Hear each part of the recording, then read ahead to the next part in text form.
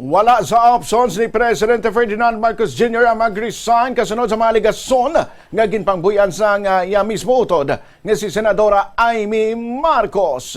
Sunod kay Communications Undersecretary Claire Castro, ang mga nagapanawagan lamang nga mag-resign si Marcos amo ang mga supporters ni Vice President Sara Duterte agod nga magtaas ang pwesto sini kag magburos bilang presidente. Pahayag ni Castro at tubangon ni Marcos kung ano man ang problema sa Pilipinas. Kung sino man nagagahod sa buong sarok kay Castro, magapabilin lamang sila bilang gahod.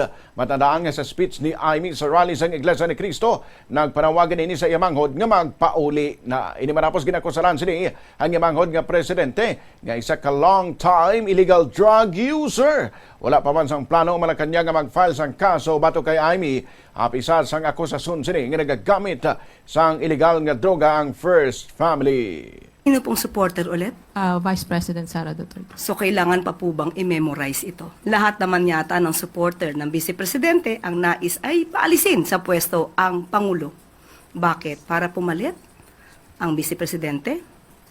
So, option ba ito? The President is still working and keeps on working for the country. So, hindi po option sa administrasyon, sa Pangulo ang pagbibitiw. Ang Pangulo ay matapang, nahaharapin kung ano man ang suliranin ng bansa. At sila mga nag-iingay, sila ay ingay lamang. Nabalikan si Attorney Claire Castro.